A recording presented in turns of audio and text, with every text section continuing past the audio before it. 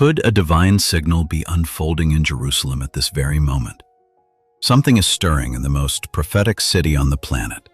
What proves particularly unsettling is that it did not begin with a massive explosion or unofficial announcement.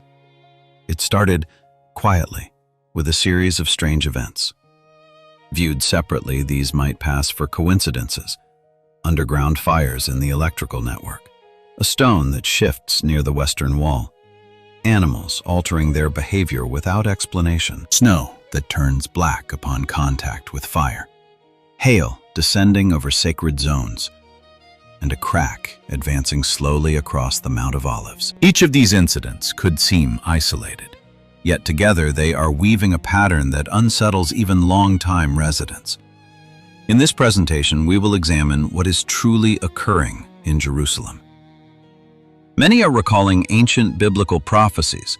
Some believe this could serve as a spiritual warning for our era. If you sense that something is shifting in the world, write "Come soon" in the comments and remain with us. It began without thunder, without sirens, and without the gradual indicators that engineers train to identify before a system fails. In the old city of Jerusalem, multiple sections of the electrical grid ignited almost at the same instant. Flames erupted from underground cable channels. Transformers exploded with violence in various neighborhoods across the city.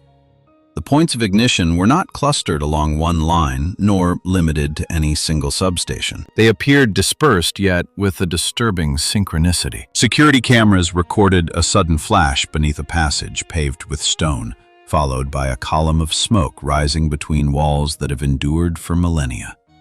Seconds later, another flash burst forth several blocks distant, and then yet one more. Response teams en route to the initial report were redirected almost immediately to fresh ignition sites. The pattern did not match a progressive overload, which typically develops when an electrical system collapses gradually. It resembled independent triggers activating nearly simultaneously. Authorities confirmed no lightning strikes in the vicinity. Weather conditions held steady. No severe heat waves strained the grid that night. Monitoring systems logged no prior overload warnings nor unusual demand spikes. The electrical load across the city remained within normal ranges. Engineers inspected the damaged transformers. Some exhibited internal burning consistent with a sudden discharge of elevated voltage. Others revealed damage originating from below, as if heat had initiated in the buried lines before propagating upward. Despite this inspection, teams detected no clear external interference, no indications of sabotage, no proof of coordinated tampering. Within minutes, firefighters contained the visible flames. Electricity flickered in nearby blocks but recovered swiftly. The physical damage, though significant, stayed localized. No citywide blackout occurred. No large-scale evacuation was needed. The old city endured, illuminated anew by a redirected power supply. Yet the simultaneity lingered as the central, unanswered question. Stress upon the infrastructure emerged as a possible contributor. The network in Jerusalem incorporates ancient segments merged with recent upgrades. Deteriorated insulation from moisture infiltration along with accumulated thermal fatigue over decades can compromise buried systems. In historic quarters, the subterranean layout proves complex, arranged in layers beneath centuries of stone and reconstruction. Minor failures may go unnoticed until collapse strikes. Even so, infrastructure strain seldom causes ignition at multiple non-adjacent locations inside the same brief time frame. Researchers are studying voltage logs, ground stability, and substation telemetry. Preliminary data reveal short, irregular pulses prior to the fires. Not powerful enough to trigger automatic shutdown, yet unusual enough to note. Whether those pulses represented cause or effect stays under examination. Witnesses portrayed the fires as brief but intense. Blue-white flashes lit alleys usually dark at night. An odor of burned insulation hung in the air for seconds. The limestone aged over millennia reflected the modern blaze. Then, everything subsided. Jerusalem did not descend into chaos. It absorbed the blow and regained stability. But the image endures. Fire surging from the depths of one of the most history-laden cities on earth. Without storm, without alert, without confirmed origin. Authorities persist in calling for caution against speculation. Technical review continues. Repairs proceed. Official statements stay measured. Even so, the sequence was captured. Multiple ignition points, without lightning, without overload warning, without verified trigger. The fire had scarcely been subdued when the stone moved near the plaza by the Western Wall in Jerusalem. A key section of ancient limestone loosened and partially detached from its position. It was not a dramatic collapse. There was no progressive structural failure nor broad compromise. Yet a visible segment shifted, sending smaller stones downward before a heavier block separated from its place. Dust rose into the air. Conversations ceased. Cameras pivoted.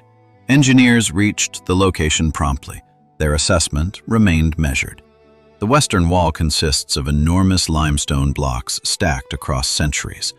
Though resilient, those blocks remain susceptible to microfractures induced by prolonged moisture expansion, the thermal cycle, and redistribution of structural pressure. Tiny internal cracks can form invisibly over time. A subtle shift in load alignment, even if minimal, can permit gravity to finish what age had already set in motion. The technical explanation held firm. Moisture from seasonal rains can penetrate the porous stone, expanding and contracting with temperature variations across decades. Even microscopic stress lines slowly widen. Add vibrations from modern pedestrian traffic or nearby infrastructure projects, and the natural settling beneath an ancient city and the progressive weakening turns inevitable. From an engineering perspective, the fracture appeared plausible, but the location transformed the interpretation. The damage did not scatter randomly through the old city. It happened in one of the most symbolically sacred corridors of Jerusalem, the place where millions congregate annually in prayer at the Western Wall. The Western Wall stands as far more than mere architecture. It embodies continuity. It represents survival through conquest, exile, and reconstruction. Even a minor structural displacement in that space carries a weight that transcends the physical. Within minutes, the images spread throughout the internet, and gatherings of prayer took shape on every continent. Live transmissions emerged from New York, Sao Paulo, Lagos, and Seoul. Religious leaders urged calm, while others summoned calls to repentance. The physical damage remained contained, yet the emotional response proved immediate and global. Science offered explanations. Time nourished reflection. Structural reports stressed that no risk of major collapse was detected. Reinforcement teams stabilized the affected area. Engineers confirmed that the surrounding stones remained secure. The plaza reopened following inspection. Jerusalem did not descend in the chaos, but it did move. The fracture arrived close to the instant when the inexplicable electrical fires subsided. Two separate events, two different systems. Infrastructure and stone responding inside the same narrow window. Neither catastrophic, neither easy to dismiss. The wall has endured for centuries beneath empires and conflicts. It has withstood earthquakes and sieges. That a fundamental section should loosen now, not in a time of war, not under bombardment, but during a period of relative calm, invites questions that venture beyond graphs of load distribution. No official authority declared prophetic meaning. No scientific body proclaimed a supernatural cause. The event settled precisely where tension usually resides in Jerusalem between the measurable cause and the symbolic moment. A stone moved. Not enough to destroy, enough to be noticed. In the days following the disturbances in Jerusalem, attention shifted from the stone and the structure toward something less predictable. The movement of living beings in the sky and upon the ground. Flocks of birds were observed circling tightly over sections of the old city and the surrounding districts. The formations proved unusually compact, rotating in controlled loops rather than dispersing in natural fashion. Witnesses described the motion as repetitive and concentrated rather than migratory. The birds did not scatter when disturbed. They maintained their circular patterns for extended intervals before separating abruptly and vanishing toward the horizon. At street level, changes in behavior were also reported. Livestock in the agricultural zones near the outskirts of Jerusalem displayed signs of agitation. Animals that normally remain calm under routine conditions grew restless, shifting their weight, vocalizing more frequently, and reacting to stimuli that would not ordinarily trigger alarm. Shepherds described a sudden tension within the herds despite no visible presence of predators. Stray animals within the city exhibited similar irregularities. Dogs barked continuously in certain neighborhoods without identifiable provocation. In several isolated incidents, animals lunged unexpectedly toward passers-by. These were not coordinated attacks nor widespread outbreaks of violence. They remained brief and unpredictable reactions that authorities later cataloged as isolated behavioral anomalies. No confirmed disease outbreak was reported. Veterinarians examined several of the involved animals. Initial evaluations ruled out rabies infection and common neurological disorders. Some specialists suggested environmental factors. Subtle shifts in atmospheric pressure or low-frequency vibrations or electromagnetic fluctuations can affect animal perception more acutely than human senses. Animals often detect changes in their surroundings before measurable data registers on instruments. Historically unusual animal behavior has preceded natural disturbances such as earthquakes or severe weather shifts. Birds may alter their flight routes in response to pressure gradients. Livestock can react to inaudible ground vibrations.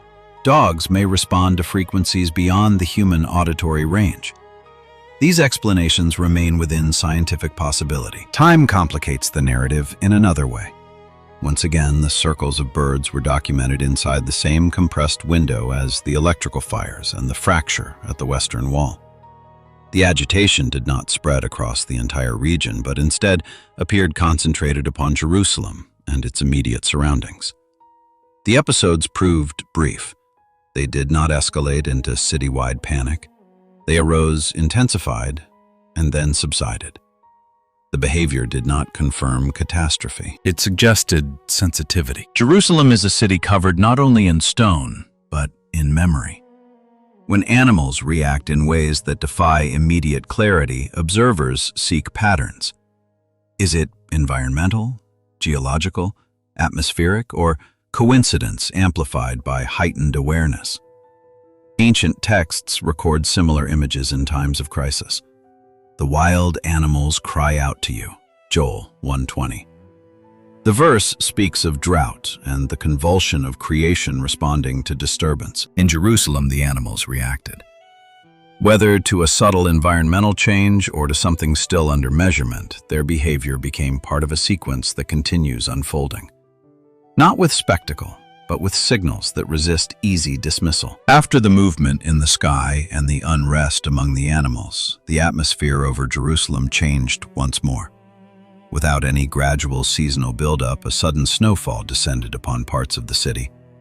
Jerusalem is no stranger to winter snow, yet this event arrived unexpectedly, without extended forecasts predicting significant accumulation in such a short span of time. Roofs, stone pathways, and ancient walls became blanketed in white. The limestone corridors of the old city reflected the pale layer, creating an eerie quiet in streets normally bustling. At first glance, it seemed ordinary. But what drew attention was what happened next. The residents who tried to clear small patches of snow reported something unusual. When exposed to the direct flame of lighters or small torches, those sections of snow did not melt into clear water as one would expect. Instead, they darkened rapidly, turning black before dissipating. In some areas, a slight residue resembling ash remained upon the surface below. Videos of the phenomenon spread swiftly across social networks, amplifying the concern. Witnesses described the residue as fine, powdery, and darker than the surrounding stone. Some compared it to soot, while others suggested contamination carried within the snow itself. Local authorities collected samples for laboratory analysis. Preliminary evaluations by meteorologists pointed toward atmospheric contamination by particles, possibly industrial pollutants or suspended dust absorbed by upper-level cloud formations before the snow precipitated. Snow can trap suspended particles in the air under certain conditions. Combustion against those particles can produce discoloration. The explanation remains scientifically plausible. Yet the perception surpassed the explanation, as often occurs in this place.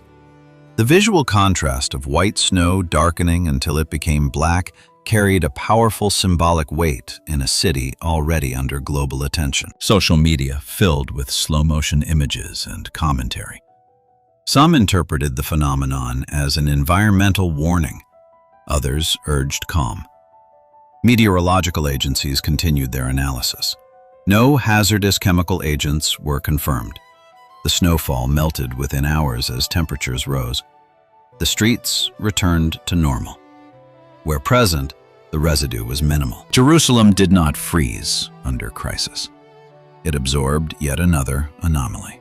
What matters is not the spectacle, but the sequence. The snow had scarcely melted when the sky above Jerusalem shifted once more. Without the gradual formation of a visible storm front, a concentrated hail cell developed directly over sections of the city. There was no extensive radar warning of a large thunder system advancing from the west. No wall of dark clouds slid across the horizon. Instead, the disturbance appeared abruptly, unleashing a barrage of hail upon specific corridors before dissipating with equal speed. Witnesses described the hail as irregular and unusually dense. It struck roofs, vehicles, and pathways of ancient limestone with explosive force. In the area of the Mount of Olives, several olive trees sustained visible damage. Branches snapped, leaves shredded, and bark marked by repeated vertical impacts. Stone pathways showed fresh surface marks consistent with concentrated descending blows. The storm did not sweep uniformly across the entire metropolitan area. Adjacent districts reported lighter precipitation or none at all. The patterns of damage appeared focused rather than scattered. In certain blocks, the sound of impact proved deafening. Thousands of sharp collisions echoed through the narrow stone corridors. Only a few streets away, conditions remained comparatively moderate. The hail lasted mere minutes, then ceased. Cloud cover thinned rapidly. Light returned. The sky cleared as if nothing had formed. There was no subsequent rain system drifting eastward, no continued sequence of thunder. The event existed inside a narrow temporal window, intense and localized. Simultaneously, minor electrical irregularities were recorded. Lights flickered briefly in multiple neighborhoods. GPS signals deviated momentarily before recalibrating. Several surveillance cameras experienced short bursts of static during the most intense phase of the hail. Pilots in nearby airspace noted temporary inconsistencies in their instruments. Although no significant solar activity or geomagnetic storm was detected at that time, meteorologists reviewed the atmospheric data in detail. Thick hail normally forms within sustained storm systems driven by powerful updrafts capable of lifting moisture repeatedly through frozen layers. Such systems usually prove visible and trackable on radar long before impact. In this case, the data showed instability, but not of the type commonly associated with significant production of hail of that size and concentration. One possibility cited involved the formation of a microcell. Atmospheric instability highly localized that can intensify rapidly under specific temperature gradients. Another theory involved upper-level wind shear interacting with residual particulate matter from previous disturbances. Both remain under evaluation. The pattern continues difficult to ignore. Fires beneath the city, stones shifting at the wall, animals reacting, snow darkening, hail striking with focused precision. Each element holds a potential scientific explanation. Every event falls within the bounds of natural phenomena. Yet their compression into a tight period over Jerusalem keeps drawing scrutiny. Ancient texts have long associated hail with moments of decisive intervention. The Lord sent thunder and hail, Exodus 9:23. The verse speaks of the intensity of the heavens responding with force. Jerusalem did not suffer catastrophic destruction. Infrastructure remained intact. Emergency services responded efficiently. The city stabilized once more. But for 7 brief minutes, the sky above Jerusalem delivered concentrated force without clear buildup and then withdrew. The disturbances did not escalate into chaos. They accumulated along a well-traveled path of stone on the Mount of Olives in Jerusalem. A fine fracture appeared where no visible line existed days earlier. At first glance, it seemed ordinary, a superficial crack in aged limestone of the type that forms over time through weather exposure and constant pedestrian traffic. The Mount of Olives has endured centuries of pressure, changing temperatures, seasonal rain, seismic tremors, and the steady movement of visitors. Minor surface damage is not unusual. But this line did not behave as routine erosion. The fracture traced a deliberate direction from east to west across the path. It did not branch irregularly. It did not crumble outward in unpredictable fashion. Instead, it extended gradually, maintaining a consistent alignment. Engineers monitoring the site confirmed that no major seismic escalation registered during its appearance. Only microtremors were detected, so small that they would normally pass unnoticed by the public. Geologists reviewed the mapped fault systems beneath Jerusalem. The region lies near the Dead Sea Transform Fault Corridor, an active tectonic boundary responsible for historical earthquakes. Even so, this crack did not align cleanly with the primary mapped fault lines, nor did it correspond with excavation work, underground construction, or vibration from heavy machinery. Topography teams examined the interior surfaces of the fracture. The edges appeared relatively smooth rather than jagged. This suggested a controlled release of tension more than a violent rupture. In several segments, the gap was narrow but precise, as if stress had been accumulating silently within the stratified limestone before finding a path of least resistance. Engineers labeled it as superficial tension release, a natural adjustment within the aged rock stratum over time. Thermal expansion and contraction, moisture infiltration, and subtle soil settling can accumulate stress. When that stress exceeds the resistance of the stone, a fracture can form without dramatic shaking. From a structural viewpoint, the explanation was measured and reasonable. Authorities declared no structural danger. The area remained open. Monitoring instruments were installed to track any widening or change in direction. No landslide risk was identified. The Mount of Olives did not split in two. It simply adjusted. What stands out is not the crack alone, but its characteristics. Gradual expansion, consistent direction, minimal seismic accompaniment, and proximity to terrain of deep historical importance. Each element by itself could appear irrelevant. Together, they form a pattern that resists easy categorization. For now, the crack remains under surveillance. No evacuation orders, no official warnings. Life continues on the Mount of Olives as usual, but attention has shifted. The ground has not opened wide, yet confidence in simple explanations has. To truly understand what a crack upon the Mount of Olives signifies, one must first grasp the place that hill occupies in the architecture of prophetic thought. It is no geographic accident. It is not simply the elevation lying to the east of the old city of Jerusalem. It is the specific stage upon which some of the most expectation-laden texts of the ancient world projected their visions of the future. The prophet Zechariah, in chapter 14 of his book, describes a day when the feet of the Lord will stand upon the Mount of Olives. At that moment, according to the text, the mount will divide in two from east to west, creating a great valley. This is no obscure or secondary passage.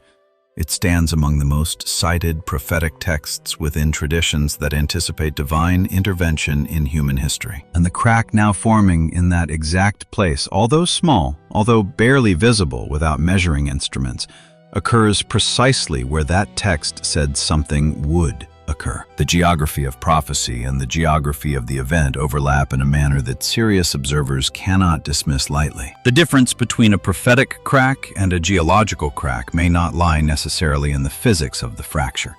It may reside in the context in which it occurs. The same event that elsewhere in the world would be filed as a technical report of soil settlement acquires in this specific place at this specific time amid this particular series of surrounding events a dimension that no technical report can fully capture. The engineers who measured it performed their work with rigor. Their readings are correct. Their methodologies are solid. Yet the report they produce does not answer the question more and more people are asking. Not because that question is scientifically irresponsible, but because it belongs to a different order. It is the question that arises when the accumulated evidence no longer fits the usual categories, and the human mind seeks a broader framework in which to organize it. There are historical precedents of cracks on the Mount of Olives recorded in ancient texts and linked to events of greater significance. Ancient Jewish tradition associates certain geological movements on that hill with moments of transition in the history of Israel. These are not references that modern archaeology can verify with its tools, but their existence as collective memory as part of the narrative fabric with which that city has interpreted its own experiences across millennia turns every new movement in that soil into something that resonates with all that accumulated weight. The current crack does not exist in a vacuum. It exists within a chain of interpretations reaching back centuries before any instrument capable of measuring it existed. This cannot be ignored simply because no victims have been claimed. The history of Jerusalem is full of signs that observers of their era classified as minor, as coincidences, as phenomena explainable by the science of that moment. And many of those events proved to be the prologue to something no one anticipated. The Mount of Olives is not any ordinary hill. It is the place where prophets contemplated the future of the city. It is the place to which, according to the text of Zechariah, his feet will stand on the day of the final divine intervention. Every crack in that particular earth carries a different echo than it would anywhere else on the planet. It is not superstition. It is the recognition that certain places accumulate meaning across millennia, and that weight does not vanish simply because modernity chooses to overlook it. The question many religious observers are asking is not whether the crack poses structural danger. It is whether the crack forms part of something already in motion at a level that geological instruments are not designed to detect. A process unregistered by seismographs or radar, yet measured by the accumulation of signals that, when viewed together, point in the same direction. The direction is not panic, it is not chaos, it is preparation. Something approaches, something is being announced, and the Mount of Olives stands once more at the center of that announcement. Jerusalem began to experience unusually intense rains for the season. It was not a prolonged storm system, nor the slow buildup typical of regional weather cycles. Instead, the rain arrived abruptly, overwhelming drainage in localized zones and producing sudden floods in low-lying streets and paths. The speed of accumulation drew notice. Water levels rose faster than expected, transforming surfaces before authorities or residents could respond. While floods themselves are not unprecedented, the timing and intensity felt out of place. Alongside the rain came reports of streams and runoff channels displaying unexpected color changes.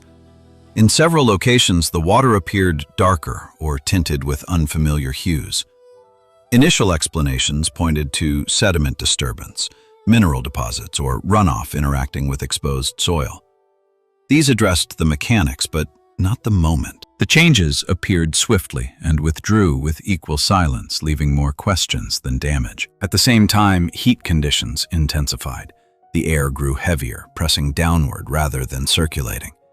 Temperatures did not necessarily shatter records, yet the atmosphere felt unusually dense and oppressive. Movement slowed. Concentration weakened. The heat lingered in ways that disrupted routine, especially when combined with the recent rain. Rather than cooling the surroundings, the humidity seemed to amplify discomfort, creating a sensation of tension rather than relief. Over all this, the sky displayed activity that unsettled observers. Lightning was reported near locations considered sacred since antiquity, occurring without the typical storm buildup associated with such electrical discharge. These strikes were not destructive. They caused no fires, structural damage, or injuries. What made them notable was their location and frequency. The lightning seemed selective rather than random, illuminating specific areas before vanishing without escalation. Individually, each of these phenomena can be explained. Meteorology accounts for sudden storms, chemistry explains sediment shifts, climate variability accounts for oppressive heat, atmospheric conditions account for the lightning. Yet when these elements occur together, Rain altered water heat pressure and directed bolts. The sense of randomness begins to weaken. Patterns emerge not through severity, but through superposition. The history of Jerusalem amplifies this effect. In most cities, such conditions would pass with little reflection. Here, they accumulate meaning. Water, heat, and sky responding together alters perception. People do not panic, but they notice. They slow down. They begin to ask not what happened, but why these responses are arriving together. This convergence does not announce disaster. It announces tension. And in a city where even subtle changes have carried historical weight, that tension proves sufficient to hold attention. The symbolism of altered water in the biblical context carries a charge difficult to overstate. In the book of Exodus, the first sign Moses presented before Pharaoh was precisely the transformation of the Nile waters. The river did not simply change color, it became blood. The text describes this as the first in a series of progressive pressures meant to move an entire nation toward a decision it did not wish to make. What occurs in the streams of Jerusalem now is not that. There is no claim that the water has become blood, nor any sign of the catastrophic levels described in Exodus.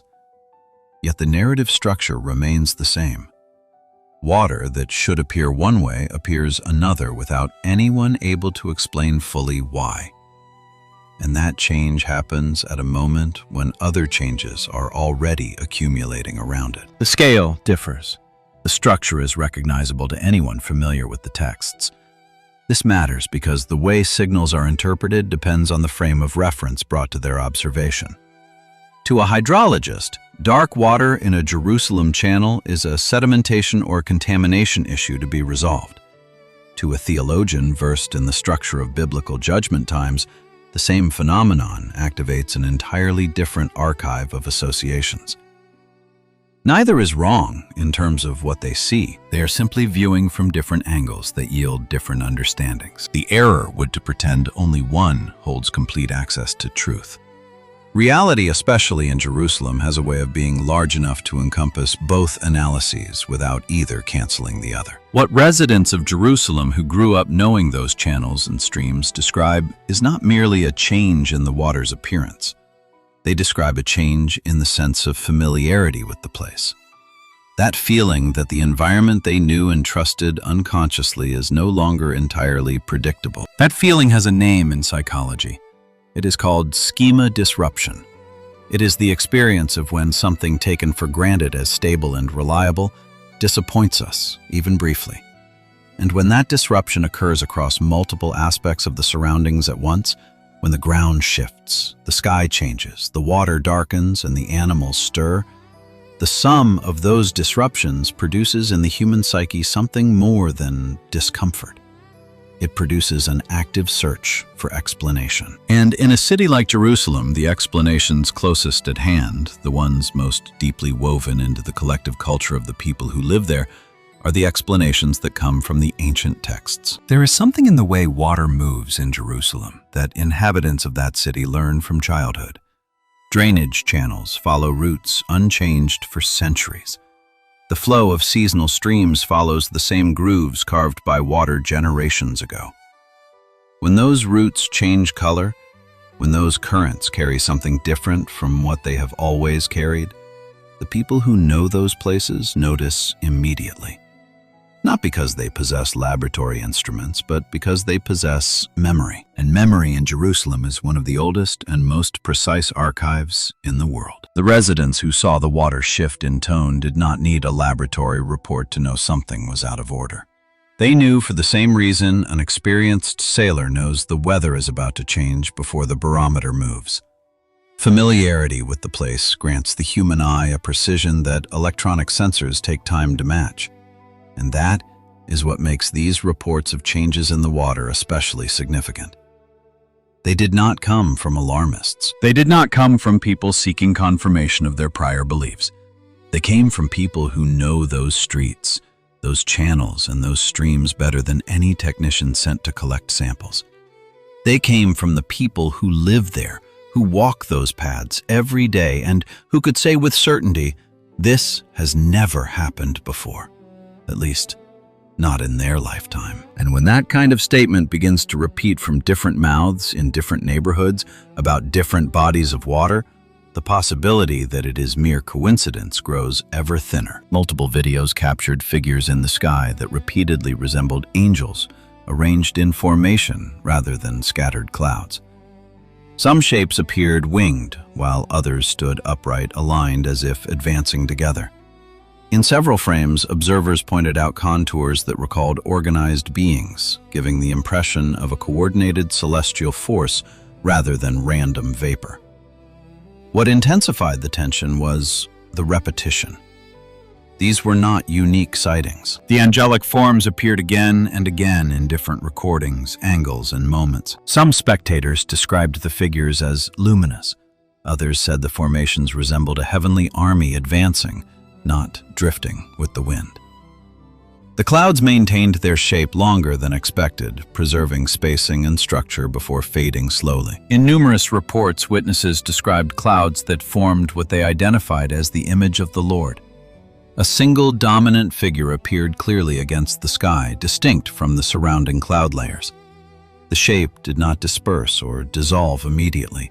It emerged, held its contour long enough to be recognized, and then faded slowly. Similar descriptions were reported independently by different observers, suggesting repetition rather than coincidence. Meteorologists suggested rare atmospheric conditions or optical illusion. Skeptics raised questions about digital manipulation. No confirmed explanation resolved why figures similar to angels and images evoking divine presences appeared with such clarity and coordination. As discussion grew, one verse resurfaced repeatedly, unchanged for centuries. The armies of heaven followed him on white horses, dressed in white and clean linen. Revelation 19:14. Those referencing this passage avoided declarations. No one claimed fulfillment was occurring. The comparison was visual. Angels, in order, a leading figure, movement. These elements resonated with what many believed they saw in the sky. The verse served as a point of reference, not as a verdict. The question was not whether angels or the Lord had appeared, but why that imagery was arising now over Jerusalem during a period already marked by geological and atmospheric disturbances. The tradition of visible heavenly armies does not begin in Revelation. It has much older roots within Hebrew texts. The Book of Kings recounts the episode where the servant of the prophet Elisha, surrounded by an enemy army, panicked. Elisha prayed for the young man's eyes to be opened, and then the servant saw the hills covered with horses and chariots of fire. The heavenly army was already there. What changed was the observer's capacity to perceive it. This passage introduces a principle that reappears throughout the prophetic texts. The armies of heaven are not necessarily invisible because they do not exist. They are invisible because ordinary human perception is not calibrated to detect them. And in certain moments, that calibration changes. Something allows one to see what normally remains hidden. What was seen over Jerusalem in those days could be interpreted within that framework, not as a spectacle designed for mass consumption, nor as a mystical entertainment event, but as one of those rifts in the veil between the ordinary and what normally lies outside the range of human perception. A brief, not permanent opening that permitted what was always there to be seen for a moment. The question that framework generates is not whether the figures were real or illusory. The question is, when such rifts occur, what produces them? And what kind of moment in human history must be unfolding for that type of perceptual opening to become possible? These questions have no easy answers, nor do they claim to. What they do have is a context within the sacred texts that gives them specific weight when asked over Jerusalem during a period like the present. The same book that describes the armies of fire on the hills is the same one that records divine intervention in human affairs at moments of acute crisis. not as gratuitous punishment, but as the response of a power that observes, that knows the precise moment when an intervention will have the greatest possible effect. That logic, if accepted, turns every opening in the veil, every moment when the invisible becomes briefly visible, into an indicator that such a precise moment may be approaching. What most unsettles those who have examined these videos closely is not the presence of the forms themselves. It is the consistency between recordings taken from completely different angles by people who did not know one another at uncoordinated moments. When a group of people with no connection between them describes the same thing, that detail deserves attention. Not because collective description is automatically true, but because coherence among independent observers is precisely the type of data that serious investigators consider before dismissing a phenomenon as illusion or perceptual error. In the case of the cloud formations over Jerusalem, that coherence existed and has still not been explained satisfactorily. Psychology has a name for the phenomenon by which humans see recognizable faces and forms in random patterns. It is called pareidolia. It is a real, well-documented cognitive mechanism and completely normal. The human brain is designed to recognize patterns, especially patterns related to faces and human figures, because that capacity proved essential for survival across millions of years of evolution. So when someone looks at a cloud and sees a face, the simplest explanation is pareidolia. That is what most scientists would say, and in most cases they would be right. But pareidolia does not explain the coordination among observers. It does not explain why people in different parts of the city looking from different angles described the same configuration, the same profile, the same orientation. Pareidolia is. What occurred in Jerusalem during those days was collective in nature, and that difference is the one that no explanation has yet managed to bridge. While investigations probed beneath the surface, one discovery quietly redirected the attention toward what lies hidden under Jerusalem. Using radar capable of penetrating the ground combined with artificial intelligence-assisted pattern analysis, researchers identified a rectangular symmetrical chamber beneath the Mount of Olives. Its geometry captured attention immediately. Natural cavities seldom form with such precision, and known archaeological structures in this area follow irregular paths shaped by the terrain and historical layering. This chamber, on the other hand, appeared deliberate, measured, balanced, and intentionally placed. What intensified the scrutiny was not only the form but the orientation. Analysis showed that the structure aligned directly toward the Golden Gate in the eastern wall of Jerusalem. This alignment was exact, not approximate. It followed a clear axis, suggesting design rather than chance. Archaeologists who reviewed the data confirmed that no cataloged structure beneath the Mount of Olives matches this configuration. It bears no resemblance to funerary caves, water channels, defensive works, or known construction from the period of the Second Temple. Its function remains unidentified. Additional analyses introduced another layer of uncertainty. The images detected marks on the interior surfaces compatible with ancient Hebrew script. These inscriptions were identified only through remote detection. No excavation has been conducted. The text has not been physically accessed, translated, or dated.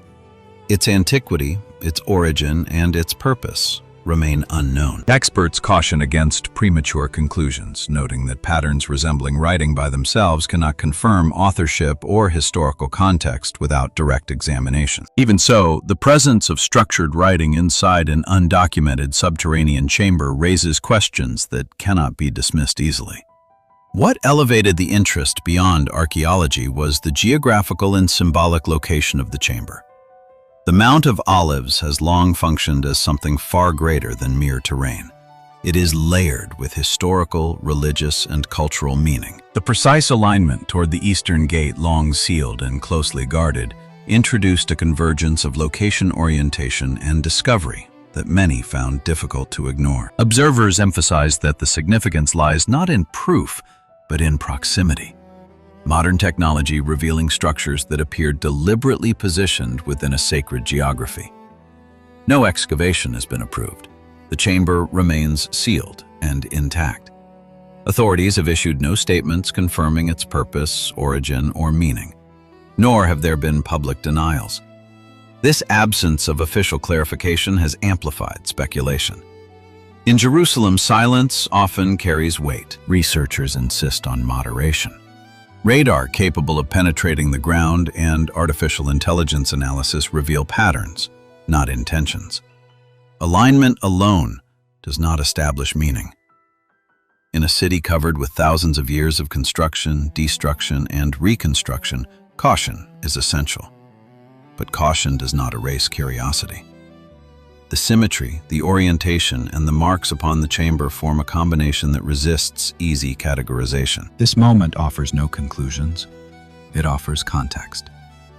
The chamber remains closed. Its inscriptions remain unread. Its purpose remains unanswered. There exists a reason why the discovery of this symmetrical chamber oriented toward the Golden Gate has captured the attention of people who do not normally follow archaeological news. It is not merely the finding itself. It is what the finding represents within the larger system of signals we are describing. In prophetic thought, especially within the texts surrounding the restoration of the temple and the return of the divine presence to Jerusalem, the Eastern Gate occupies a singular place. It is the gate through which, according to the text of Ezekiel, the glory of the Lord departed from the city before the destruction of the temple. And it is the same gate through which, according to that same text, the glory will return. The gate was sealed, according to tradition, precisely to preserve it for that moment, so that no one would enter through it before the proper time arrived. Now there is a chamber beneath the Mount of Olives pointing directly at that gate, a chamber whose existence remained unknown until very recently. A chamber containing marks on its walls that researchers describe as ancient Hebrew writing. This is no casual excavation. It is not the discovery of an ancient dump or a medieval cistern. It is a structure that appears to have been designed with a specific purpose and oriented toward a specific destination. And that destination is the gate that tradition says will remain sealed until the return of the divine glory. When that context is placed around the discovery, the reaction of people ceases to be surprising. They are not reacting merely to an archaeological datum. They are reacting to the possibility that something the texts describe as the horizon of human time may be closer than anyone thought. The fact that researchers found the chamber using artificial intelligence combined with radar capable of penetrating the ground adds another dimension worthy of attention. For centuries, prophetic texts spoke of things that would be revealed in the final time. Daniel speaks of knowledge that will increase. He speaks of seals that will be opened. He speaks of things that were hidden which will be understood. The technological capacity we now possess to see beneath the earth without touching it, to detect structures in the darkness of the subsurface without moving a single stone, is a capacity that did not exist 50 years ago. And it is precisely that capacity which has revealed this specific chamber at this specific moment. If the texts that speak of increased knowledge in the latter days are correct, then the fact that technology has reached this level precisely now is no minor detail. It forms part of the broader framework. Revelation employs the tools of the time in which it occurs. The archaeology of Jerusalem possesses a characteristic that distinguishes it from almost every other site in the world. Every layer that is uncovered contains not only artifacts, but human decisions made in moments of crisis, of transition, of preparation for the unknown. The builders of the past did not leave perfectly symmetrical chambers oriented toward specific gates by accident. Each detail of that kind represents a deliberate choice made by someone who understood the importance of what was being preserved and wished to ensure that when the moment arrived, it could be found. The precision of the geometry is not merely architecture. It is a coded message intended for the future, for a future exactly like ours. One in which technology finally possesses the capacity to detect those forms without touching them, without destroying them, without contaminating what they contain. The fact that the chamber has been discovered now, with this specific technology at this specific moment amid all the other events we are describing, is no minor detail. In the prophetic texts, discoveries are not accidental. Revelations have their appointed time. What was sealed to preserve itself for centuries opens when the context requires it. And the present context, with all its simultaneous elements, is the most charged this city has witnessed in a very long time. The question is not whether the chamber exists. The radar images confirm it. The question is what it guards, who constructed it, and for what moment it was designed. It did not begin with ground that trembled or visible damage. It began with sound. A sharp metallic tone resonated briefly near sections of the ancient masonry, clear enough to be noticed, yet brief enough to defy capture. At first, witnesses described it as resembling a trumpet, not musical, not mechanical, but resonant, as if the stone itself were responding under pressure. The sound did not repeat on demand. It appeared, it departed, and it left behind unease rather than evidence. What made the reports difficult to dismiss was what the investigators did not find. There was no mechanical contact. There were no perforations. There was no nearby machinery. There was no construction activity. Vibration sensors placed in the area detected brief, localized movement within the stone itself, but without any identifiable external source. The readings did not propagate outward as seismic waves typically do. They appeared confined, contained, and selective. Acoustic specialists who reviewed the data noted that stone can resonate under specific conditions, particularly when internal stress is released. Even so, such resonance generally requires a trigger, changes in pressure, sustained vibration, or mechanical force. None was present. The tones were not continuous. They did not accumulate. They did not follow environmental changes such as wind or temperature fluctuations. They appeared abruptly and then ceased, leaving instruments with incomplete patterns. The stones involved were not random. They were ancient, heavily weathered, and deeply rooted for a very long time in sacred ground. These stones have endured centuries of pedestrian traffic, environmental stress, and historical convulsions without any recorded acoustic response. That history matters. When something changes after remaining silent for so long, attention sharpens. As the recording circulated and analysis continued, a verse from the book of Luke emerged, one that has existed unchanged for nearly 2,000 years. I tell you that if these were silent, the stones would cry out. Luke 19:40. Those referencing the passage did so with caution. No one claimed the stones were fulfilling prophecy or communicating a message. The verse was cited for its language, not as declaration, but as reminder that the scriptures have long employed creation itself as witness. The idea that in moments of restraint or silence, the non-human elements respond is not new within biblical thought. What unsettles observers is not the verse alone, but the convergence in time. These sounds did not occur in isolation. They appeared during a period already marked by subtle ground displacements, by atmospheric irregularities, and by heightened attention to the physical foundations of Jerusalem. The stones did not speak with words. They resonated briefly, selectively, and without explanation. No official conclusion has been offered. The sounds have not become regular. The sensors remain in place. The analysis continues. In a city covered with memory, stone has always been more than material. It carries witness. It absorbs history. And when ancient stones respond without being touched, the disturbance is not only auditory.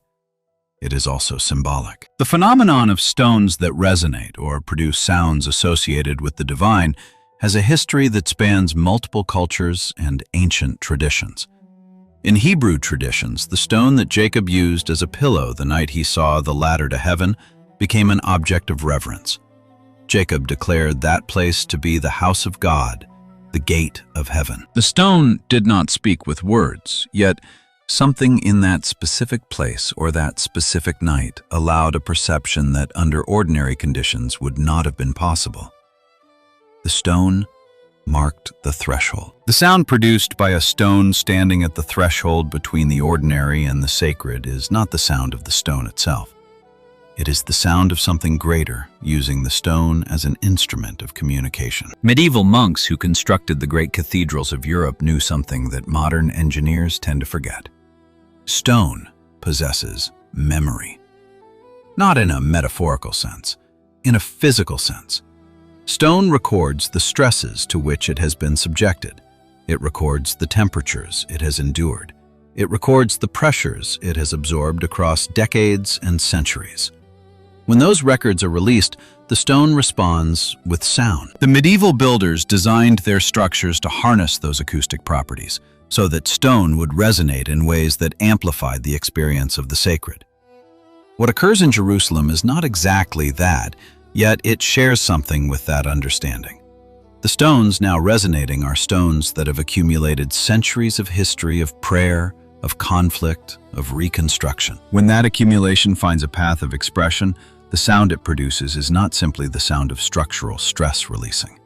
It is the sound of everything that stone has absorbed across centuries, finally finding a way to emerge. Witnesses who heard those tones in Jerusalem described something that goes beyond volume or frequency of sound. They described the quality of the experience. They said the tone penetrated in a manner that other sounds of the city did not, that it felt different from any mechanical or environmental noise they had heard before, that when it disappeared, the silence it left was more heavier than ordinary silence. That kind of description remains consistent across cultures and epochs. When human beings attempt to articulate experiences that brush against what normally lies beyond the reach of perception, they prove nothing, yet they describe something. And what they describe is the experience of standing at the limit of what ordinary human sensory capacity can process. There is something no spectral analysis can measure completely. The effect produced in a person who hears a sound that should not exist originating from a place where it should not arise. The witnesses who described those tones near the ancient masonry did not speak of the experience as a technical event. They spoke of it as something that stopped them in their tracks, as something that made them glance around, searching for the source without finding it, as something that left a sensation lingering long after the sound had ended. That kind of experience, the one that clings to memory not as data but as presence, is the hardest to dismiss. Because it is not the sound that persists. It is the certainty that something beyond the ordinary has just occurred, and that no category exists in everyday language to describe it with precision. Medieval philosophers who studied the theology of angels and divine signals possessed a concept for this. They called it vestigium. It could be translated roughly as trace or imprint.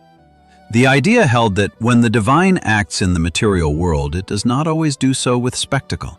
Sometimes it leaves only a trace, a mark upon the texture of the real that cannot be explained by the usual mechanisms of cause and effect. The vestigium demonstrates nothing. It is no proof in any legal or scientific sense. Yet for the one who perceives it, it generates a certainty different from what proof produces. It generates the certainty of presence. And that, in Jerusalem, at this moment, amid all these events, is exactly what the witnesses describe when they speak of the sounds from the stones. While the stones returned to silence, attention shifted inward, where an image emerged that challenged expectations even more than the sound. Inside a place of worship in Jerusalem, flames were seen encircling a cross. The fire appeared visible, contained, and unmistakable. Yet there was no smoke, no scorching, no damage to wood, metal, or surrounding material. Witnesses described the scene as brief but clear. It lasted long enough to be recorded before vanishing without a trace. What immediately drew notice was the absence of secondary effects. Fire normally announces itself through heat transfer residues or combustion. None were present.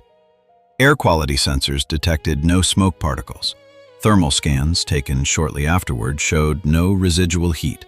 The cross itself bore no marks, no charring, no discoloration, and no structural weakening. The surroundings remained untouched, as though the flames had existed without interacting with the physical properties around them. Investigators explored conventional explanations. Electrical faults were ruled out due to the absence of wiring near the cross. Chemical reactions were dismissed because no accelerants or residues were found. Effects of reflection or projection failed to account for the three-dimensional movement of the flames captured on camera.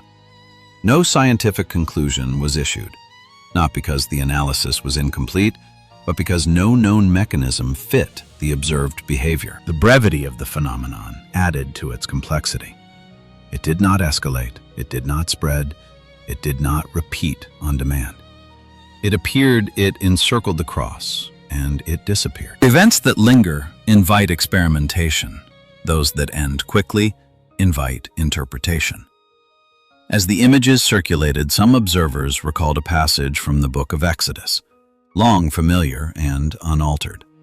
There the angel of the Lord appeared to him in flames of fire from within a bush. Moses saw that though the bush was in flames, it did not burn. Exodus 3:2. The reference was not offered as identification or proof. No one claimed the scene represented the same event or carried the same meaning. The verse was cited because it establishes a category within the scriptures: fire that does not consume. Such an image signifies presence without destruction, power held rather than released. The parallelism is thematic, not declarative. What unsettled many was not the fire itself, but its restraint. Destructive fire alarms. This did not. It illuminated without harm, it appeared without consequence, and it departed without residue.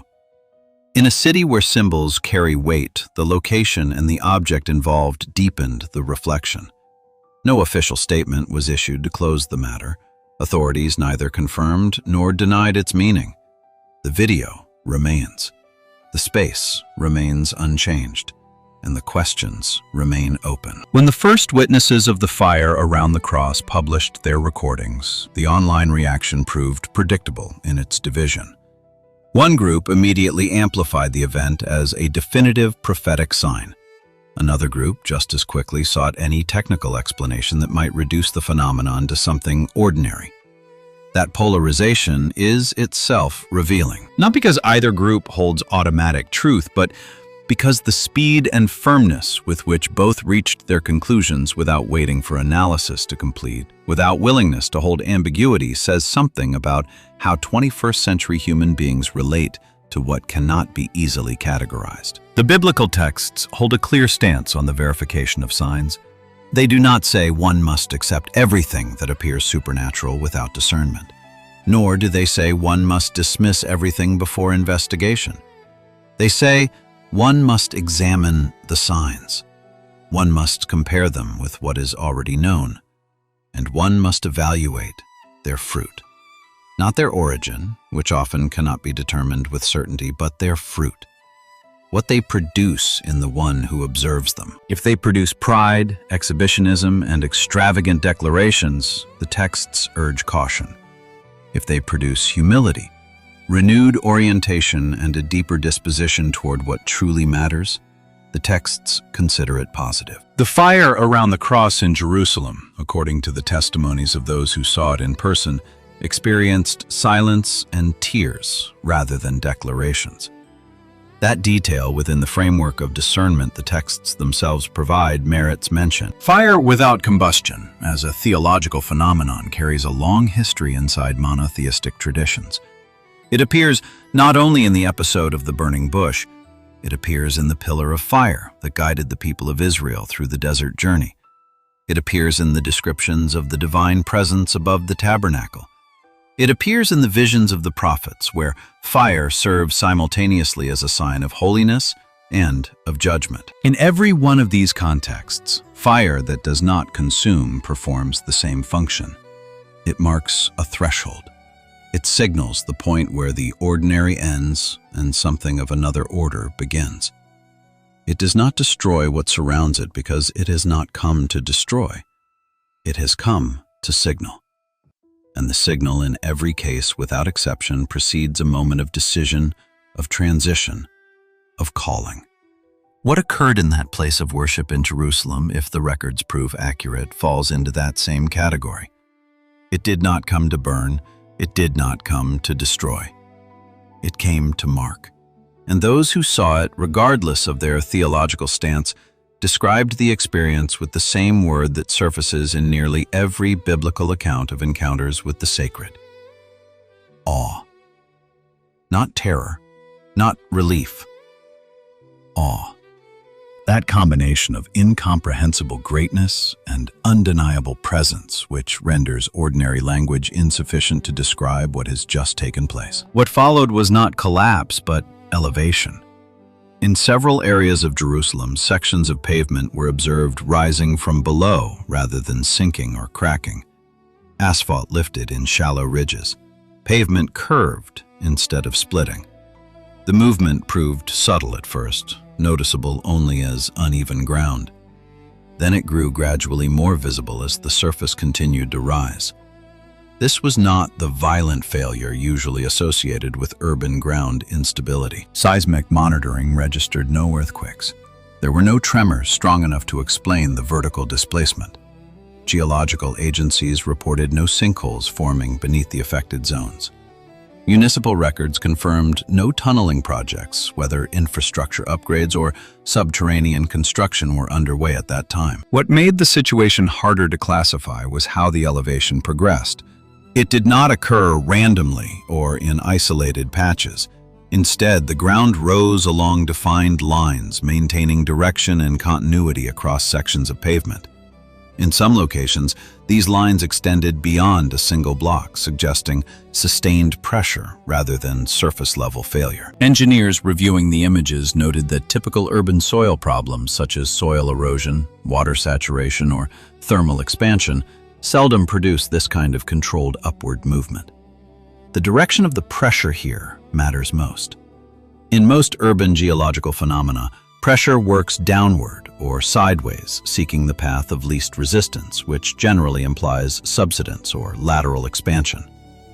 What is being observed in Jerusalem moves in the opposite direction. It rises. It elevates. It seeks not the point of least resistance, but the highest point available. For the observer viewing this from more than a geological angle, that direction carries meaning beyond the mechanics of soil. In the symbolic language of nearly every spiritual tradition on earth, what rises seeks the sky. What elevates points upward. What grows vertically rather than expanding horizontally indicates something above rather than beside. The image of the ground in Jerusalem rising in controlled lines stands symbolically as the image of the earth itself pointing upward in a gesture the texts describe as characteristic of moments of consummation. The geology of Jerusalem has been studied extensively because of the archaeological importance of the site. Beneath the modern streets lie layers corresponding to distinct periods of human history. Every conquest, every destruction, and every reconstruction left its mark in the subsurface. Archaeologists who have worked here for decades describe the subsoil as a book where each page is a civilization. And that book, according to what the sensors and street testimonies now suggest, is experiencing pressure from deeper than the final page. Something beneath all the historical layers is pushing upward. And that pressure, whatever its origin, is reordering the lines of the ground in a pattern experts have not yet been able to classify within available frameworks. Residents describe the experience as unsettling rather than alarming. The streets remained usable, buildings showed no immediate damage, daily life continued, yet awareness persisted. People noticed changes beneath their feet, small, undeniable. In a city already sensitive to movement, even a minor deformation draws attention. The slow pace of the change was perhaps its most striking feature. There was no single moment of failure to point to, no incident that could be isolated and dismissed. The ground adjusted over time, silently reshaping the urban surface without forcing an emergency response. The lack of escalation made the phenomenon harder, not easier to dismiss. What remains unresolved is not whether the deformation occurred, but why it took this form. The upward movement without collapse challenges common assumptions about how cities respond to subterranean stress. In Jerusalem, where layers of history rest beneath modern streets, the idea that the ground itself can change without breaking carries particular weight. The roads did not break. They rose. And in a city built upon accumulated layers, physical, historical, and symbolic, that upward movement left many with the same question. What pressure is accumulating below, and why is it beginning to surface now? Beyond the physical changes in earth and sky, another development has commanded sustained attention. One rooted not in geology or atmosphere, but in human intention. In recent years, efforts to restore ancient religious structures and practices in Jerusalem have moved from discussion to preparation. The Sanhedrin has been formally reestablished. The instruments of the temple have been reconstructed according to historical specifications. The red heifer, long considered a necessary element for ritual purification, has been identified and confirmed. These steps are deliberate, organized, and openly documented. What makes these developments notable is not their existence alone, but their timing. Such efforts have appeared periodically throughout history, often fading because of political obstacles. Religious or logistical obstacles have been overcome. This time, the efforts have progressed steadily and in parallel. Planning, training, and preparation of materials have advanced together rather than in isolation. The momentum has not depended on a single leader or moment. It has arisen instead from coordinated action across multiple groups. Observers note that these restorations are unfolding alongside unusual physical events. Geological changes, subterranean discoveries, atmospheric anomalies, and urban deformation have all occurred within the same broader window of time. In biblical tradition, the restoration of ritual practices often emerges during periods of transition rather than stability. The reactivation of ancient practices is rarely portrayed as a reaction to crisis alone. It appears instead as preparation during moments when deeper changes are underway. For this reason, some have pointed to Daniel 12:4, which speaks of matters long sealed that are understood in their appointed time. The reference remains interpretive rather than conclusive. It serves to frame the sense that certain developments are emerging precisely when expected. These restorations are not secret. They do not rush forward. They remain measured and methodical. That very moderation has only intensified the interest. What makes the confirmation of the red heifer especially significant is not merely its biological rarity, although that rarity is real and thoroughly documented. An animal fulfilling all the criteria established in the texts of the Book of Numbers does not appear frequently. Rabbinic texts note that across the entire history of the people of Israel, only 9 perfect red heifers were ever used for the ritual of purification. The 10th, according to tradition, will be prepared in the days when the temple is to be rebuilt. The assertion that this 10th heifer has been identified and confirmed, if verifiable, stands as no small datum within the theology of restoration. It represents the final piece in a list of conditions the texts establish as necessary before temple service can begin. And a final piece is not merely one more step in preparation. It is the signal that preparation has concluded and that the next step shifts from preparation to action. Precision matters here.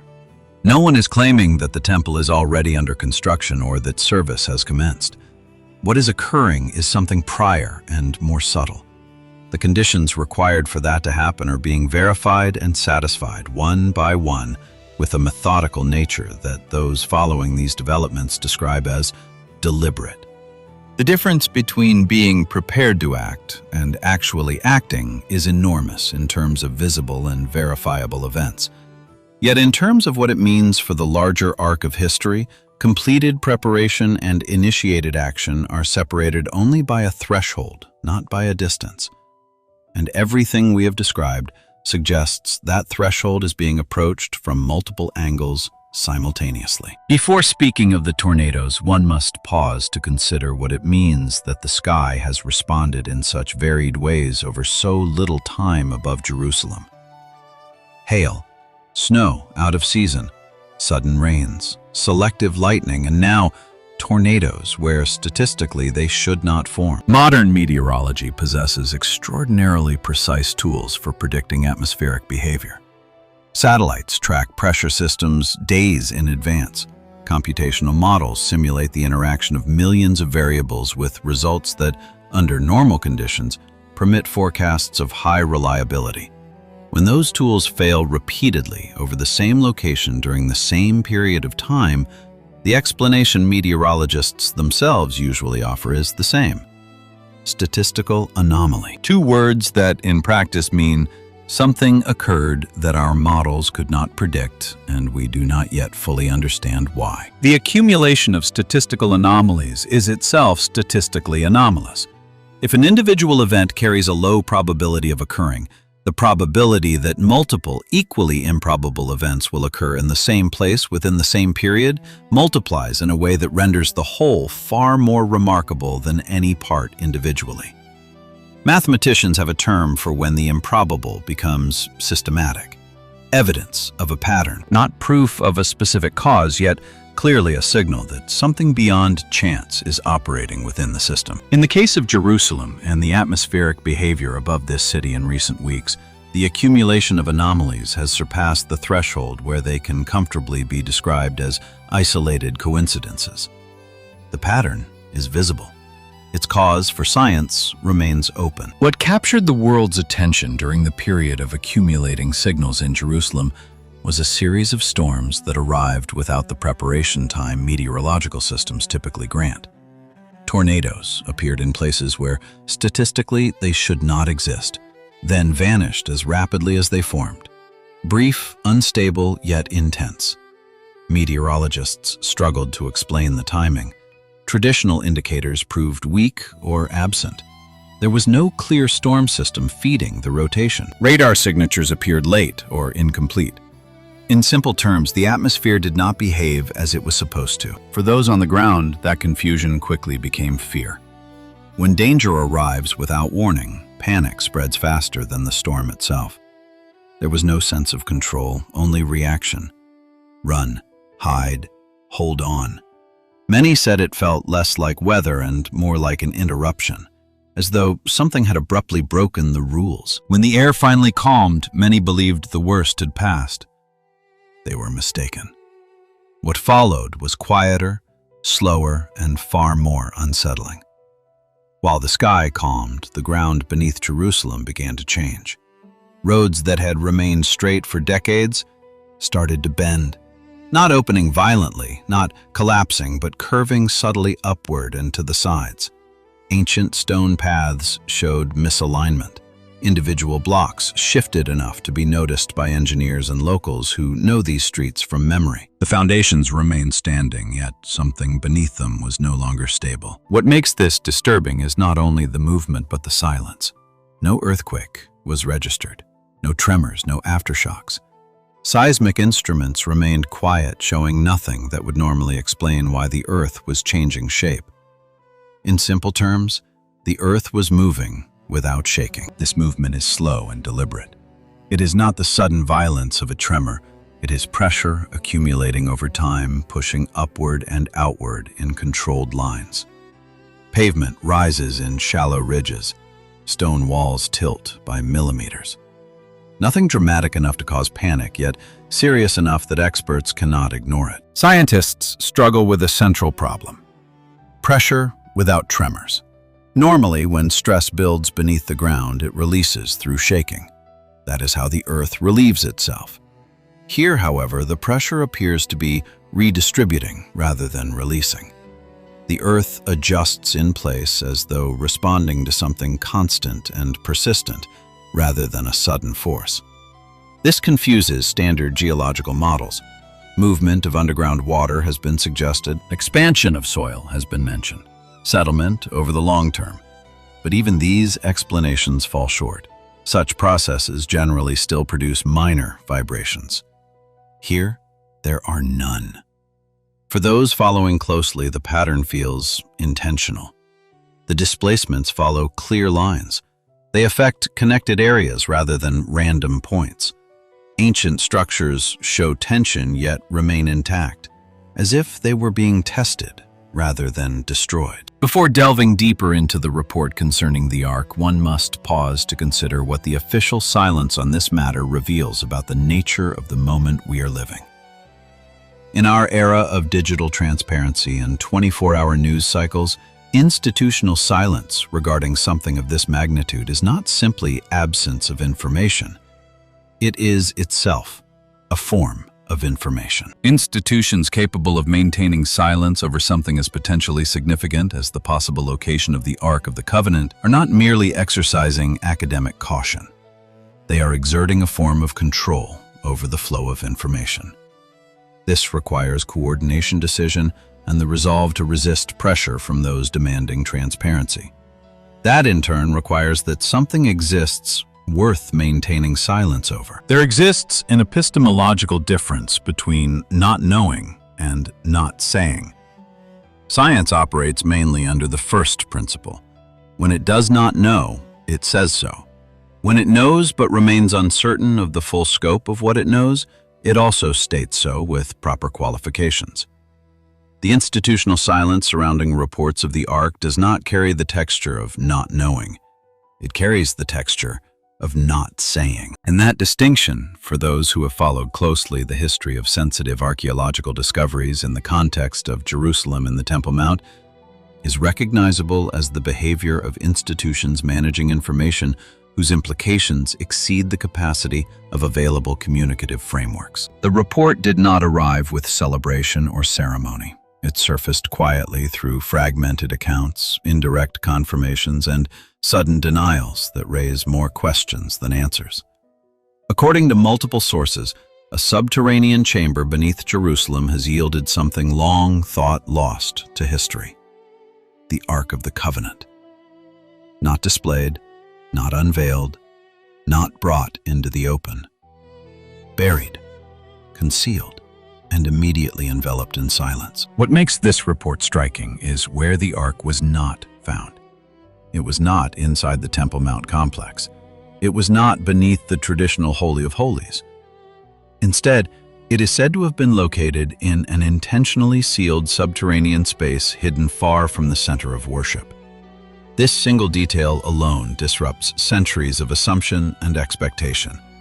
If true, it suggests the Ark was removed, concealed, and protected from public access long before the destruction of the Second Temple. Sources familiar with the matter assert that the object matches the dimensions and materials described in the ancient texts: acacia wood, gold overlay, and a form consistent with early Hebrew craftsmanship. The most sensitive claim concerns what was supposedly found inside. It is said the Ark contains stone tablets. Though not identical to the versions commonly represented, these tablets reportedly bear inscriptions that have not been publicly disclosed nor published for examination. Here the trail of information stops abruptly. No official images have been released. There was no subsequent press conference. No museum claims custody. Statements grew vague, then contradictory. Some officials dismissed the reports outright. Others refused to comment. Those who initially spoke fell silent. The topic was neither formally confirmed nor denied. It simply vanished from public discussion. The speed of that silence proves as significant as the discovery itself. In an era where even minor archaeological finds are documented and debated, this absence stands out. When information disappears so quickly, it often signals sensitivity rather than error. What was supposedly discovered was not treated merely as a historical artifact, but as something carrying profound consequences. The Ark of the Covenant is not simply an object in biblical tradition. It represents the place of divine presence. It was the meeting point where heaven touched earth, where authority, law, and judgment converged. The scriptures repeatedly emphasized that the Ark was not to be handled lightly, exhibited casually, or exposed without preparation. Its power was described as overwhelming, even dangerous when accessed incorrectly. The idea that the Ark remains hidden aligns with that tradition: a concealed presence, a withheld revelation. Divine authority not absent but contained, not lost but waiting. If the ark truly rests beneath Jerusalem unopened and unannounced, its concealment may prove as significant as its existence. The silence surrounding it suggests that now is not the moment of exposure. That revelation, like judgment, arrives in stages. The discovery is not a conclusion. It is a pause, a held breath within the story. The Ark of the Covenant occupies a place in religious imagination that no other object in human history can equal. Not because it is simply a valuable or ancient artifact, but because in the texts describing its function, it was literally the point of contact between divine presence and the material world. It was the place where the high priest could enter once a year on the Day of Atonement and encounter a presence the text describes as dwelling between the golden cherubim that crowned it. The ark contained not only the tablets of the law, it contained the rod of Aaron that had blossomed. It contained a jar of manna from the desert. It contained the elements connecting the peoples present with their history of liberation and with the promise of their destiny. In every sense the tradition can articulate, it was the material heart of the relationship between a people and their God. The idea that this object exists, that it was not destroyed when the Babylonians razed the first temple, that it was hidden by human hands in a moment of crisis to protect it from desecration, and that it has remained concealed for more than 2,000 years, waiting for the moment of its revelation. That idea holds the power to completely transform the meaning of all the other events we are describing. Because if the ark exists and lies beneath Jerusalem, its existence is not merely one more archaeological datum. It is confirmation that the thread connecting ancient history with the present has never been broken, that what was promised was not canceled, that the silence was not abandonment, it was preservation, and that the revelation, when it comes, will not be the beginning of something new. It will be the return of something that never fully ended. To understand why that matters, one must to understand what the ark signifies in the context of the prophecies concerning restoration, one must turn to the book of Jeremiah, chapter 3. It contains a passage both startling and profound. In the days to come, the prophet declares, the people will no longer speak of the ark nor miss it. They will not make another. Some have read this as the ark vanishing forever. Others interpret it differently. When the time the passage points toward finally arrives, the presence the ark once represented will manifest so directly and so completely that the object itself will become secondary. The presence will absorb everything. The vessel will grow irrelevant before what it holds. If that reading proves correct, then the moment of the ark's rediscovery is not the climax of the story. It stands as the penultimate step before something that will render the ark itself small. The history of searches for the Ark of the Covenant stretches as long as humanity itself has tried to find it. Across centuries, explorers, theologians, adventurers, and scholars have followed clues ranging from Ethiopia to Ireland, from the mountains of Armenia to the catacombs beneath Rome. Every trail has ended at the same wall: uncertainty, an absence of definitive evidence, a silence that neither confirms nor denies. What sets the current report apart is not the claim itself. It is the context in which it arrives. It does not emerge amid a private expedition or a marginal academic theory. It surfaces amid a series of verifiable physical events that have already altered the soil, the sky, and the structures of Jerusalem. And it arrives wrapped in official silence that carries not the character of denial, but of containment. That distinction between denying and containing deserves attention. When something is denied, the system rejecting it acts with firmness. It issues statements, convenes experts, offers alternative explanations. When something is contained, the system holding it acts with care. It reduces available information, gives vague answers, redirects conversation toward other subjects. What surrounds the Ark report does not resemble denial. It resembles containment. And that for those who have studied the history of sensitive archaeological discoveries in Jerusalem stands as a recognizable signature. Beneath layers of dry sand and compacted soil, researchers have reported something that should not exist at all. Solid ice. Not moisture, not frost, but real, preserved layers of ice beneath the earth in an environment defined by heat, aridity, and prolonged exposure to extreme temperatures. This discovery has left scientists bewildered because it contradicts directly what the geology of the desert supposedly permits under normal conditions. Ice cannot survive under desert sand. Heat transfers downward. Dry soil accelerates melting. Over time, any frozen material should vanish completely. In this case, the ice was not merely present. It appeared in structured layers intentionally sealed by sediment. That single detail alone suggests this was no recent anomaly. The existence of these ice layers points toward two disturbing possibilities. The first is ancient, sudden freezing. A rapid and extreme drop in temperature would have been required to form ice at this depth, followed by immediate insulation to preserve it. This would not resemble gradual climate change.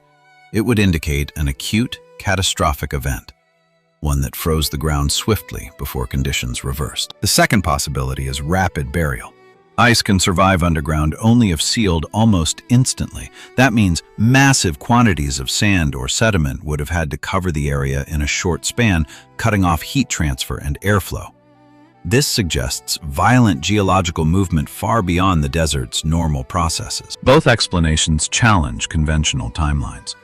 They imply the Earth experienced an event powerful enough to override climate geography and natural decomposition. An event strong enough to leave a frozen signature beneath one of the hottest regions on the planet. In the scriptures, ice and snow are never treated as random meteorological phenomena. They are described as instruments, forces that appear and disappear according to command. Psalm 148 verse 8 declares, "Snow and mist, stormy wind that fulfills its mandate." The verse does not frame these elements as accidents of nature, but as responses to instruction. What makes this find still more unsettling is its timing. The ice is being revealed now. It did not lie hidden for centuries only to be exposed by pressure, erosion, or excavation. The earth itself seems to be uncovering what was buried, layer by layer, without explanation. This pattern has repeated throughout history. Periods of exposure often follow periods of warning. What was hidden for safety, for restraint, or for judgment eventually resurfaces when conditions change, not because it was forgotten, but because it was guarded. The ice beneath the sand is a contradiction, a reminder that the ground remembers things the surface does not. And when those memories emerge, they do so without permission or announcement. The ice beneath the desert is not merely a scientific enigma. It is also a powerful image for the moment in which we live. Ice is water that was stopped. Water that should have flowed, that should have moved, that should have followed the natural cycle of evaporation and rain and river and sea, but that at a certain moment was halted abruptly and preserved in that state of interruption for all the time that has passed since then. When that ice melts, the water flowing from it is not new. It is ancient.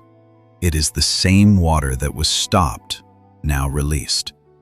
The same flow resumed in a different time. That image applied to historical and prophetic processes carries a resonance difficult to ignore. What was stopped can be released. What was preserved can rise.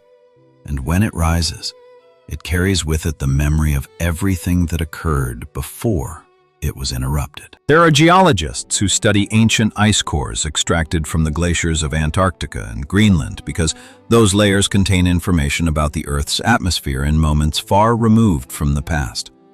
Air bubbles trapped in the ice preserve samples of atmospheric composition from thousands of years ago. Volcanic particles preserved in specific layers allow dating of eruptions that occurred before any written record existed. Ice acts as an archive, as a library where time is conserved in layers that can be read if one knows how. What lies beneath the desert now is also an archive, only we do not yet know exactly what it records. And that, in the context of all the other discoveries and events of this period, may be the most unsettling of all. There is something beneath the ground waiting to be read, and the instruments to read it have only just arrived.